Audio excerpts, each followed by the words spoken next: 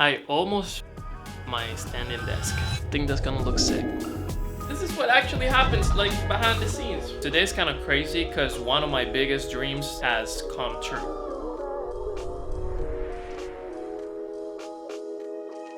I'm making a partnership with Artlist. This is literally how I made that happen, to give you more of an insight of how these things work. This video is gonna be about that. Let's see how it goes. I hope you like it. If you're new to the channel, please subscribe now. But let's get right in the video.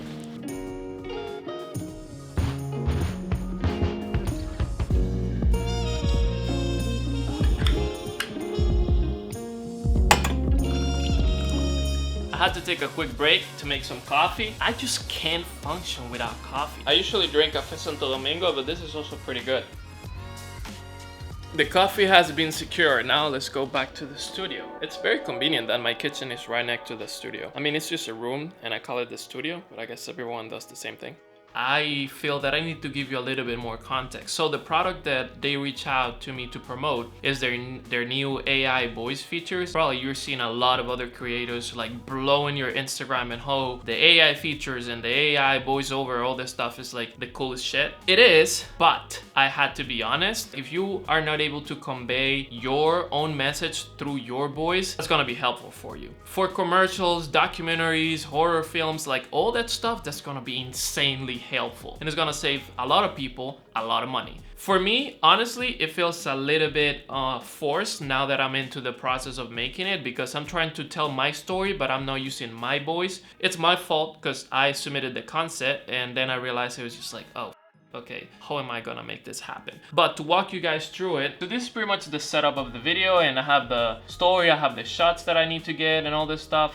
The way I go through it is like I read the sentence and I imagine or I visualize how I actually can convey what I'm trying to say with that sentence visually. That's my process and that's what works for me. After that, I break it down, and here you can see kind of like how I made a story. So a fast-paced videos from DR when I used to create content in Spanish and all this stuff to kind of like connect my story from the past with what's happening now. Because for context, I used to use Artlist when I was back in the Dominican Republic. So for me, this is like a full circle moment. I don't know if that's what you call it, but you get the idea. Then it's like sitting down, looking up, very dramatic, because we gotta remember that it's not my voice that is going to communicate that. I'm gonna use some of the AI voice over features from Artlist. Noticing that I had to take this line out where it says like moving from the Dominican Republic to the US to chase my dreams was a huge leap of faith, because I realized once I did the shots that on the video it sounded like a little weird, someone else telling something that I was supposed to tell. So I skipped that even though the shots look good, and I kept that for the intro. But then I was like, how many times has this been you? The reason I asked that question is because I'm trying to target how many people struggle to talk in front of the camera, and I'm trying to showcase that in a visual appealing way, but with another voiceover. This is probably a little bit of too much of an explanation. Let me know in the comments if this is helpful, because I'm trying to give as much information on how I go about making my videos. What we are doing and what you're gonna help me set up the studio for pretty much is going to be setting up these shots. So like grabbing a pen, writing down. Again, all those shots are gonna help me communicate this sentence. With that being said, let's set up the studio.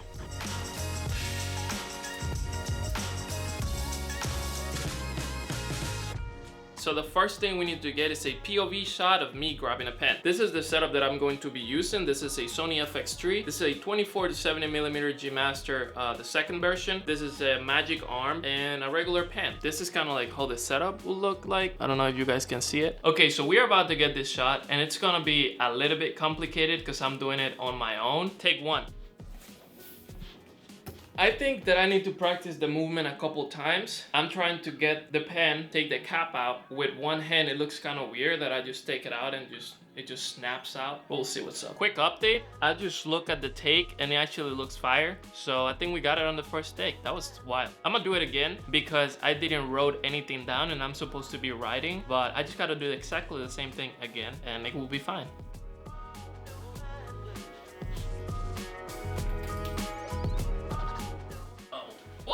Don't try that at home. Don't be throwing around your gear. That's crazy. Okay, so for this shot, I'm trying to represent how a lot of the times we make mistakes when reading off a script or something like that. So let's set this up. That looks pretty fire.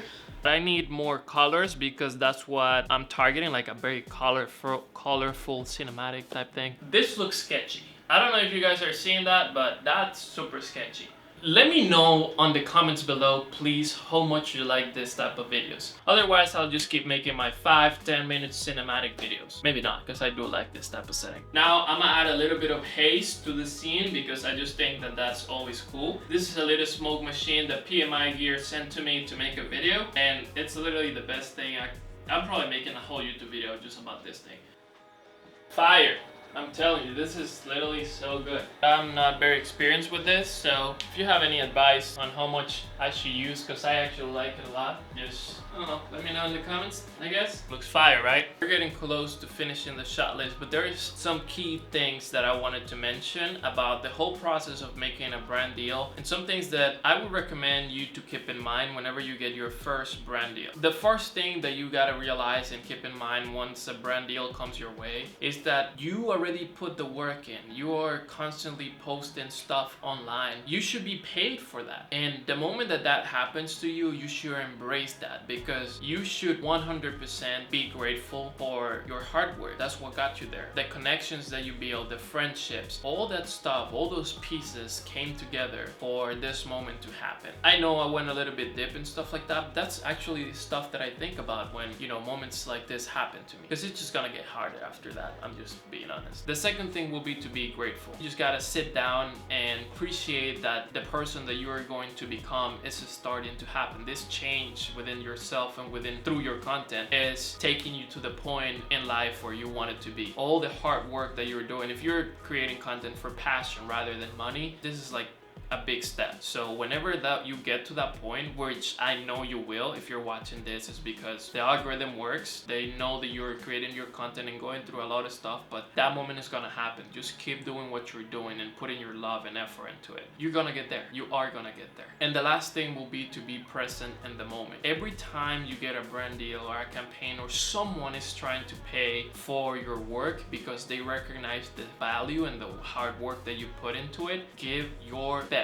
Every time. I started creating content and then people started to asking me what were my prices, and then I found myself in a point where if there was no money, I don't want to do it, because I realized that I could get paid for doing this stuff. In order for you to get out of that zone or scenario, if you're at that point right now where you're like, you know, you're getting paid for your work, remember why you started. Try to do more of those things for yourself. If I get a paid client that is offering me $400 or $500 to make a video and I don't think it's worth my time, I rather put all the time and effort that I would put into that to put it into creating content for myself, because that's what brings me joy and that's why I'm doing this. Apply that same thing to yourself. Don't get confused for money or brand deals and all this stuff. That's gonna be great and that's just gonna keep happening and that's just gonna motivate you to keep creating more. But remember the reason why you started, and remember to tell your story with your skills the way you want it. Fuck the perfectionism and the facade of being showcasing the best of the best. I just want to be genuine with you guys, and this is what I'm doing. So let's get back to work, because we gotta get back to work in order to get paid and keep doing the things that I enjoy, right?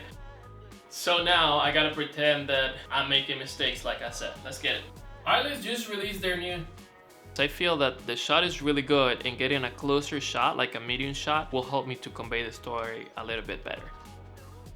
I think that's gonna look sick. I know I said this before, but this is what I was saying not to do at home, because this is crazy, but whatever. I really got scared once because it was about to fall on my desk and like probably messed up a lot of my stuff. I almost fucked up my standing desk. I'm glad I didn't though.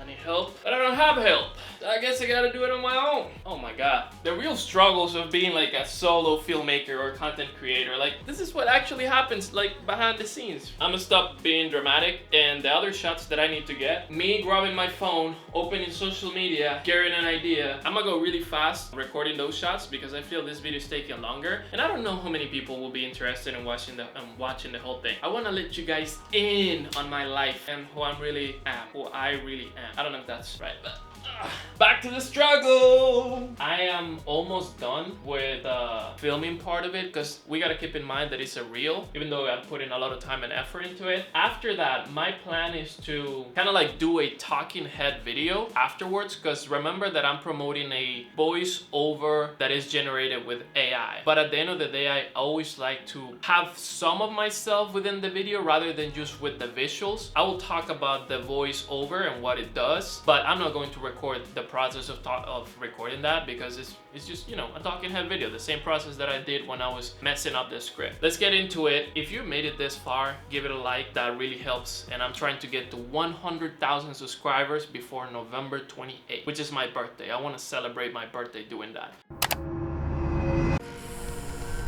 How many times has this been you?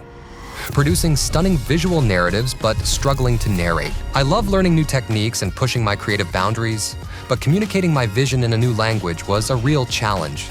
It was frustrating to have great ideas, but struggle to convey them. But all of that was before I found out this new feature from Artlist. All you gotta do is choose a voice actor, write down your script, and that's it. In my opinion, it's a really good tool to tell your stories in a different way, just like I did at the beginning of this video. It's literally a game changer. Peace. Hi Dusty, how you doing? Wanna help me out? Yeah? What do you say? Yeah, I know, it's kind of crazy. I just want to show you a really dope thing. So I bought this little bed for my cat. Since I got it, he loves sitting there watching people, and I just thought that was kind of cute.